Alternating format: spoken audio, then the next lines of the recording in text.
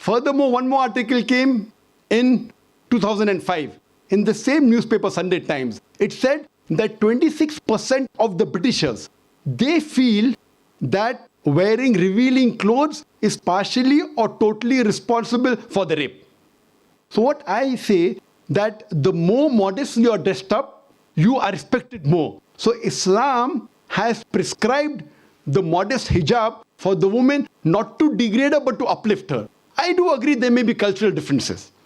Islam cannot force anyone to adopt it. There are cultural differences. For example, that some societies, what they feel, that even looking at a woman is immodest. Some societies feel looking is no problem, but touching a woman is immodest. Some of the societies feel shaking hand is no problem. Some societies feel kissing no problem. Some societies feel doing anything as long as both agree is no problem. Different societies and different cultures have got different rules and regulations.